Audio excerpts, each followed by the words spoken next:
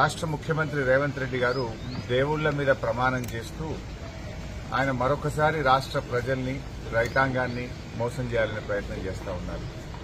ఎందుకంటే ఎన్నికల ముందు డిసెంబర్ 9వ తేదీనే 2 లక్షల రుణమాఫీ చేస్తామని, 6 గ్యారంటీలు అమలు చేస్తామని బాండ్ పేపర్ల మీద రాసిచ్చి ఈరోజు రాష్ట్ర ప్రజల్ని కాంగ్రెస్ పార్టీ మోసం చేసింది. మోసం చేసింది చాలక మరొకసారి పార్లమెంట్ ఎన్నికల్లో కూడా ప్రజల్ని మోసం చేయాలని ప్రయత్నం చేస్తా ఉంది. ఎందుకంటే ఈరోజు రాష్ట్రంలో ప్రజలు కాంగ్రెస్ పార్టీ మీద, ఆ ప్రభుత్వం మీద నమ్మకాన్ని కోల్పోయారు. 100 రోజుల్లో 6 గ్యారంటీలు అమలు చేస్తామని బాండ్ పేపర్ల మీద రాసిచ్చి ప్రజలకిచ్చిన మాట తప్పింది కాంగ్రెస్ పార్టీ. ఒక్క విషయంలో కాదు, డిసెంబర్ 9వ తేదీనే 2 లక్షల రుణమాఫీ చేస్తామని, తొలి సంతకం 6 గ్యారంటీల మీద చేస్తామని, అసెంబ్లీలో చట్టబద్దత తెస్తామని, 100 రోజుల్లో అమలు చేసి తీరుతామని, చివరికి సోనియా గాంధీ గారి చేత కూడా రాష్ట్ర ప్రజలకు లేఖ రాయించారు. కానీ ఈరోజు మాట తప్పినటువంటి కాంగ్రెస్ ప్రభుత్వం మళ్లీ పార్లమెంట్ ఎన్నికల్లో ప్రజల్ని మోసం చేయడానికి ఇంకేమీ లేక ఈరోజు దేవుణ్ణి కూడా వాడుకుంటున్నటువంటి పరిస్థితి ఉన్నది. అంటే బాండ్ పేపర్ల కాలం చెల్లింది, బాండ్ పేపర్ల మీద ప్రజల్ని మళ్లీ మోసం చేయలేమని చెప్పి చివరికి దేవుణ్ణి వాడుకున్నటువంటి పరిస్థితి. అందుకే ఈరోజు నేను ఒకటే సవాల్ చేస్తా ఉన్నాను, మీరు దేవుడి మీద ప్రమాణం కాదు, నిజంగా మీరు ఆగస్టు 15వ తేదీలోగా 2 లక్షల రుణమాఫీ ప్రజలకు ఇచ్చిన ప్రకారంగా 6 గ్యారంటీలు 13 హామీలను మీరు బాండ్ పేపర్ల మీద రాసిచ్చారు. వాటన్నింటినీ ఆగస్టు 15వ తేదీలోగా మీరు అమలు చేసినట్టయితే నేను నా శాసన సభ్యత్వానికి రాజీనామా చేసి తిరిగి ఉప ఎన్నికల్లో పోటీ కూడా చేయను అని చెప్పి ముఖ్యమంత్రి గారికి సవాల్ వేశారు. ముఖ్యమంత్రి గారు కూడా గన్ పార్క్ కు వచ్చి మేధావుల సమక్షంలో తన రాజీనామా పత్రాన్ని కూడా మేధావులకు అందించాలని చెప్పి నేను డిమాండ్ చేశాను. ఆయనే ముందు నన్ను అడిగాడు, హరీష్ నీ రాజీనామా పత్రం జేబులో పెట్టుకోమని. నేను నా రాజీనామా పత్రం తీసుకుని ఈరోజు గన్ పార్క్ దగ్గరికి బయలుదేరుతా ఉన్నాను.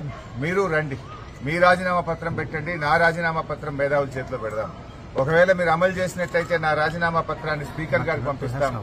మీరు అమలు చేయలేకపోతే మీ రాజీనామా పత్రాన్ని గవర్నర్ గారికి పంపించండి. అప్పుడు ప్రజలకు నమ్మకం కలుగుతుంది. లేదంటే నువ్వు మళ్ళొక్కసారి రాష్ట్ర ప్రజల్ని మోసం చేస్తున్నావని, పార్లమెంట్ ఎన్నికల కోసం దేవుడి మీద ప్రమాణాలు చేస్తున్నావని చెప్పి ప్రజలు స్పష్టమవుతుంది. ఎందుకంటే మీకు అలవాటు, గతంలో కూడా కొడంగల్లో ఓడితే రాజకీయ సన్యాసం తీసుకుంటామని మాట తప్పిన చరిత్ర మీకున్నది. అసెంబ్లీ ఎన్నికల్లో ప్రజలకిచ్చిన మాట నిలబెట్టుకోని చరిత్ర మీకున్నది. ఇది మరొకసారి రాష్ట్ర ప్రజలు మోసపోవద్దనేదే నా ఉద్దేశం. ఎందుకంటే నా పదవి కంటే నిజంగా నువ్వు చేయాలని నేను కోరుకుంటున్నా, అమలు జరగాలనే నేను కోరుకుంటున్నా, ప్రజలకు మేలు జరగాలనే నేను కోరుకుంటున్నా. 5 ఏళ్ల నా ఎమ్మెల్యే పదవి కంటే ఈ రాష్ట్రంలోని కోట్ల మంది ప్రజలకు రుణమాఫీ జరగడం, అక్కా చెల్లెళ్లకు 2,500 రూపాయలు మహాలక్ష్మి కింద అందడం, 42 లక్షల మంది ఆసరా పెన్షన్దారులకు డిసెంబర్లోనే 4,000 రూపాయల పెన్షన్ ఇస్తాను నువ్వు చెప్పావు. ఆ 4,000 రూపాయల పెన్షన్ అందితే అంతకంటే నాకు సంతోషం ఉండదు.